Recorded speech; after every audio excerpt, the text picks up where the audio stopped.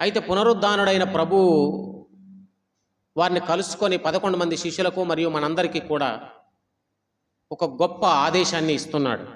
దీన్ని great commission అంటాం. Kings great commission. The Kings great commission. రాజుల రాజైన యేసు ప్రభు వారి యొక్క గొప్ప ఆదేశము, గొప్ప ఆజ్ఞ మనం ఈ వచనాల్లో చదువుతున్నాం.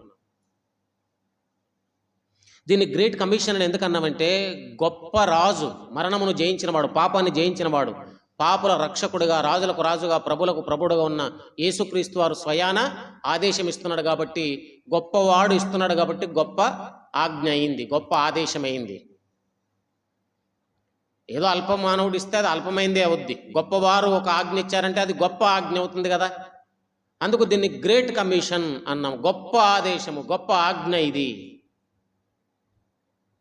తప్పించుకోవడానికి లేదు, వినకుండా అవిధేయత చూపించడానికి వీలు లేదు. అయితే ఆయన గొప్ప ఆజ్ఞ ఇచ్చుటకు ముందు ఆయన ఇలా చెబుతున్నారు. 18వ వచనం, పరలోకమందును భూమి మీదను నాకు సర్వాధికారం ఇవ్వబడి ఉన్నది. ఎంత గొప్ప మాట అండి అది. పరలోకమందును భూమి మీద కూడా నాకు సర్వాధికారం ఇవ్వబడి ఉంది. యోహాను సువార్తలో 1వ అధ్యాయంలో మొదటి 3 వచనాలు మనం ఏం చూసామంటే, సమస్తము ఆయన మూలంగానే కలిగింది అని చూసాం. ఆయన సర్వాధికారి అయిన దేవుడే ఉండి నిరంతరం స్తోత్రార్హుడని 9:5 రోమపత్రికలు మనం చూస్తున్నాం. కొలస్సి 1:17 ఆయన సమస్తమునకు ఆధారభూతుడు అని చూస్తున్నాం. ఆయన సర్వాధికారి, సర్వలోక రక్షకుడు, సర్వలోక నాథుడు, సర్వ సృష్టికర్త, సర్వమునకు ఆధారభూతుడు. ఆయన సృష్టిని చూసినా, ఆయన రక్షణ కార్యాన్ని చూసినా, ఆయన కార్యములను చూసినా ఆయన సర్వాధికారి అని మనకు అర్థమవుతుంది.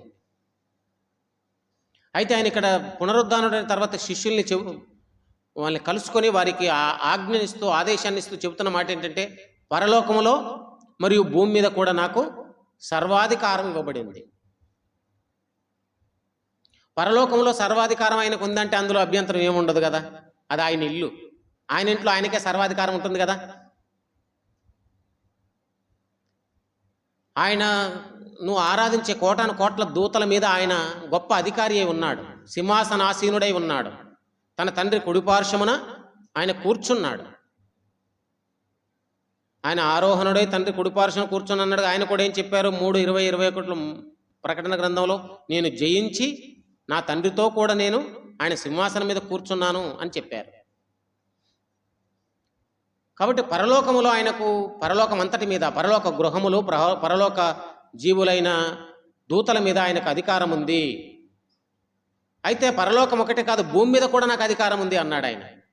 ఆ పరలోక దేవుడే ఈ భూమిని ఇంకా మిగతా గ్రహాలని, ఉపగ్రహాలను అన్నింటినీ కలగజేశాడు కాబట్టి అన్నిటి మీద ఆయనకు అధికారం ఉంది.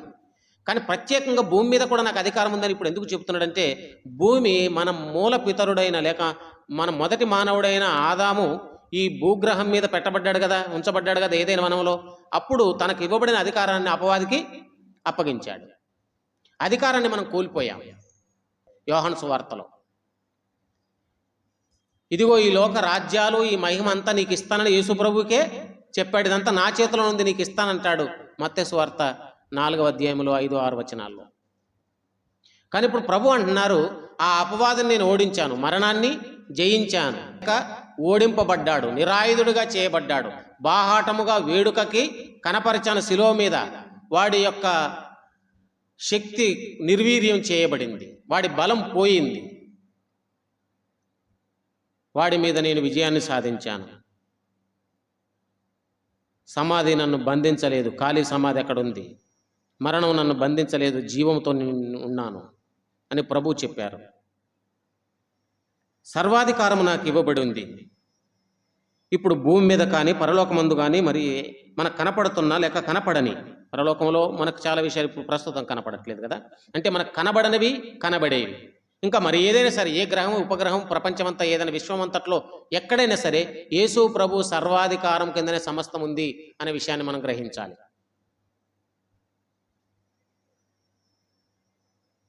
All authority has been given to me. సర్వాధికారం నాకు ఇవ్వబడి ఉంది. అధికారము, అథారిటీ, పవర్ అంటే, అథారిటీ ఉంది అంటే ఏదో ఒకదాని మీద లేకపోతే కొన్నిటి మీద కొంత ఆదేశించేవారుగా ఉన్నారు, లేకపోతే ఆజ్ఞాపించేవారుగా ఉన్నారు. అథారిటీ ఉంది అంటే, అధికారం ఉందంటే అధికారం కింద పనిచేసేవారు ఉన్నారు అని అర్థం. అధికారం కింద లోబడేవారు ఉండాలి అని అర్థం. ఒక వ్యవస్థ ఉందనుకో, దానికి ఒక అథారిటీ ఉంటుంది. ఒక కుటుంబం ఉందనుకోండి, తండ్రి దానికి అథారిటీ, హెడ్ అతను. ఒక స్కూల్ ఉందనుకోండి, దానికి కరస్పాండెంట్ ఉంటాడు, దానికి అథారిటీ ఉంటుంది. ఒక బిజినెస్ ఉంటే దానికి ఒక అథారిటీ ఉంటుంది. ఒక వ్యవస్థ ఉంటే దానికి పవర్ ఉంటుంది, అథారిటీ ఉంటుంది. ఆ అథారిటీ వాళ్ళ చేతులు ఉంటుంది, దాని అంతటిని వాళ్ళు నడిపిస్తూ ఉంటారు, ఎగ్జిక్యూట్ చేస్తూ ఉంటారు. అలాగే గవర్నమెంట్లో కూడా చూడండి, గవర్నమెంట్ అథారిటీ ఉంటాయి. స్టేట్కి వస్తే చీఫ్ మినిస్టర్ ఉంటాడు, ఈ అంతటిని కూడా ఎగ్జిక్యూట్ చేస్తుంటాడు, రాష్ట్రం అంతటిని కూడా. దేశానికి ప్రధానమంత్రి ఉంటాడు. ఇప్పుడు అమెరికా సూపర్ పవర్లో ఉంది, వాళ్ళు దేశాలన్నింటినీ శాసించగలము అంటే సూపర్ పవర్ కలిగే అథారిటీ మాకుంది, వాళ్ళని ఎవరితో అయినా మేము మాట్లాడగలము అనే అథారిటీ వాళ్ళకు ఉంటుంది. అయినప్పటికీ అది కొంతవరకు కొన్ని పరిమితులకు లోబడి ఉంటుంది. ఈ లోకంలో ఏ అథారిటీ అయినా, ఏ యొక్క అధికారమైనా, ఏ శక్తి అయినా కొన్ని పరిమితులే కలిగి ఉంటుంది, కానీ సర్వాధికారం ఎవరికి లేదు. అది ఏ వ్యవస్థను చూడండి, ఏ వ్యక్తులైనా చూడండి, ఎంత గొప్పవారినైనా కానివ్వండి, వాళ్ళకు కొంతవరకే పరిమితం ఉంటుంది. ఒక తండ్రికి తన ఇంటి వరకే ఉంటుంది, ఒక వ్యవస్థలో ఆ వ్యవస్థ వరకే ఉంటుంది, ఒక గవర్నమెంట్ వాళ్ళ గవర్నమెంట్కి సంబంధించి ఉంటుంది. ఏదైనా సరే పరిమితం ఉంటుంది. మనకున్న అధికారం పరిమితిలోనే ఉంటుంది. అయితే యేసు ప్రభు వారికి సర్వాధికారం ఉంది నీ జీవితంలో, ఆయన జీవితంలో, ఆ కుటుంబం మీద, ఈ కుటుంబం మీద, సర్వలోకుల జీవితాల మీద, కుటుంబాల మీద, వ్యవస్థల మీద. అందుకే సింహాసనములు, అధికారములు, ప్రభుత్వములు అన్నీ ఆయనవై ఆయన కోసమై ఉన్నవి, ఆయనే నిర్ణయిస్తాడు. ఆయనే సర్వాధికారి అని మొదటి నుంచి మనం చూస్తాము. కీర్తన 2వ కీర్తనలో కూడా ప్రవచన పూర్వకంగా కీర్తన ఏమని చెప్పబడింది, ఆయనే సర్వాధికారి అనే విషయం మనకు 2వ కీర్తనలో స్పష్టమవుతుంది. యేసు ప్రభువారే సర్వాధికారి అనే మాట మనం చూస్తాము. భూపతులు, అధిపతులు, రాజులు బోధనొందాలి, భయభక్తులు కలిగి ఆయన సేవించాలని 10వ వచనంలో మనం చూస్తాము.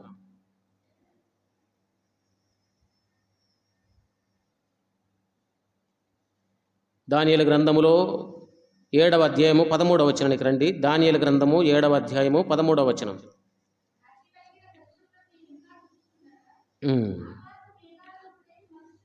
మనుష్య కుమారుని పోలిన ఒకడు వచ్చి ప్రవేశించి ఆయన సముఖమునకు తేబడ్డాడు. సకల జనాలు, రాష్ట్రాలు, ఆయా భాషలు మాట్లాడేవారు ఆయనను సేవించినట్లు ప్రభుత్వమును, మహిమయు, ఆధిపత్యమును ఆయనకి ఇవ్వబడింది. ఆయన ప్రభుత్వం శాశ్వతమైనది, అదన్నటికీ తొలగిపోదు. ఆయన రాజ్యం ఎన్నడూ లయము కలగదు. ఆయన శాశ్వతుడు, ఆయన సర్వాధికారి, సర్వాధికారం ఆయనకే ఉంది. సర్వాధికారము, సర్వ హక్కులు ఆయనవి, సమస్తము ఆయనవి, ఆయన మూలమునైనవి, ఆయన కోసమైనవి. మత్తయి సువార్త 11వ అధ్యాయం 27వ వచనం. మత్తయి సువార్త 11:27. సమస్తమును నా తండ్రి చేత నాకు అప్పగించబడి ఉన్నది. ఎంత మంచి మాట అండి, సమస్తమును నాకు అప్పగించబడి ఉన్నది. యోహాను సువార్త 3వ అధ్యాయం 35వ వచనం. యోహాను సువార్త 3వ అధ్యాయం 35వ వచనం.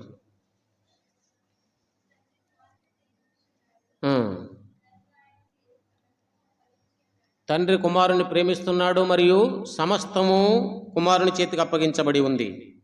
5:26 యోహాను సువార్తలో. తండ్రి ఎలాగూ జీవం గలవాడే ఉన్నాడో కుమారుడు కూడా అలాగే తనంతట తానే జీవం గలవాడే ఉండుటకు కుమారునికి అధికారం అనుగ్రహించాడు. 27వ వచనం. మనుష్య కుమారుడు తీర్పు తీర్చే అధికారం తండ్రి చేత ఆయనకు అనుగ్రహించబడింది.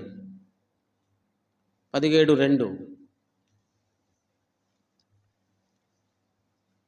నీ కుమారుడు నిన్ను మహిమపరచునట్లు నీ కుమారుని మహిమపరచుము. నీవు నీ కుమారునికి ఇచ్చిన అందరికీ ఆయన నిత్యజీవం అనుగ్రహించినట్లు సర్వ శరీరుల మీద ఆయనకు అధికారం ఇచ్చితివి.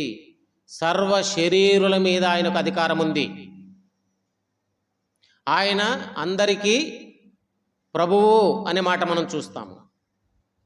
యేసుక్రీస్తు అందరికీ ప్రభువు,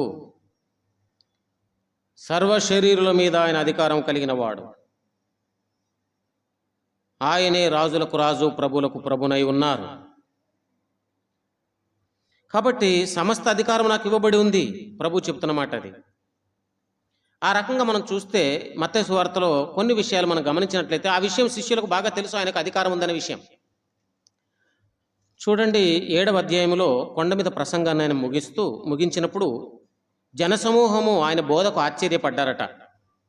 అయితే 29వ వచనంలో వారు ఏమని గ్రహించారు? ఆయన వారి శాస్త్రుల వలె కాక అధికారము గలవాని వలె వారికి బోధించాడు. ఆయనకు అధికారం ఉంది. ఆయన మాటలు ఆయన స్పష్టంగా వారికి సూటిగా చెప్పుటకును అవి వినాలని వారిని కోరుటకు ఆయనకు అధికారం ఉంది. ఆయన అలాగే చెప్పారు, మీరు జాగ్రత్తగా నా మాటలు వినాలి, బండ మీద ఇల్లు కట్టుకున్న బుద్ధిమంతుల్లాగా ఉండాలి అని ఖచ్చితంగా చెప్పారు. లేకపోతే మీ ఇల్లు ఇసుకలో కట్టుకున్నట్లు అవుతుంది, వర్షం వస్తుంది, వరదలు వస్తాయి, అది కూలిపోద్ది. మేము చాలా చక్కగా ఉన్నామని మీరు అనుకోవడానికి వీల్లేదు. నా మాటలు మీరు శ్రద్ధగా వినాలి, ఆ మాటల ప్రకారం మీరు జీవించడం నేర్చుకోవాలని ప్రభు చెప్పారు. అధికారము గలవాని వలె వారికి బోధించారు. 8వ అధ్యాయంలో మనం చూస్తే, ప్రభువా నువ్వు నన్ను శుద్ధుని చేయగలవు అని చెప్పాడు. నువ్వు శుద్ధుడవు కా అంటే వాడు తక్షణమే శుద్ధుడయ్యాడు. రోగాల మీద ఆయనకు అధికారం ఉందని అర్థమవుతుంది. మాట మాత్రము సెలవిమ్ము, నా దాసుడు పడతాడు అన్నాడు శతాధిపతి. అంటే ఒక మాట అంటే చాలు రోగం పోతుంది. రోగాల మీద ఆయనకు అధికారం ఉందని శిష్యులు గ్రహించారు. శతాధిపతి లాంటి ఒక అన్యుడు కూడా గ్రహించాడు. ఆయన మాట వలన దయ్యములు వెళ్ళగొట్టి అని 17వ వచనంలో చూస్తున్నాము. ఆయన మాటకు రోగాలే కాదు, దయ్యాలు కూడా భయపడిపోతున్నాయి. దయ్యాల మీద ఆయనకు అధికారం ఉందనే విషయం గ్రహిస్తున్నారు. వారు దోణెక్కి వెళ్తున్నప్పుడు గలిలియా సముద్రములో తుఫాను వచ్చింది. అప్పుడు దాన్ని గద్దించాడు అని 26వ వచనంలో చదువుతున్నాం 8వ అధ్యాయంలో. అది మిక్కిలి నిమ్మలమైంది. ఈయన ఎట్టివాడో, సముద్రము తుఫాను కూడా ఈయనకు లోబడుతుంది.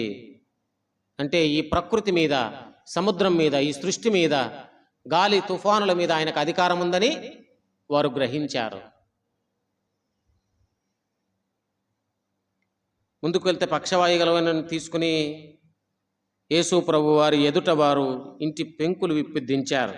ప్రభు ఒక మంచి మాట అన్నారు చూడండి, కుమారుడా ధైర్యంగా ఉండు, నీ పాపాలు క్షమించబడ్డవి అని చెప్పారు. అక్కడ కొందరు శాస్త్రులు కాస్త ఆందోళన చెందారు. లేక ఏంటి ఈయనేమన్నా దేవుడా, ఇలాగంటున్నారేమిటి అన్నారు. అవును, పాపములను క్షమించుటకు నాకు అధికారం ఉంది. దేవుడే కదా పాపాలను క్షమించేవాడు. నేను దేవుణ్ణి, మనుషుడిగా వచ్చాను మీ కొరకు, అయితే పాపాలను క్షమించే అధికారము నాకు ఉంది అని 6వ వచనంలో చెప్పాడు.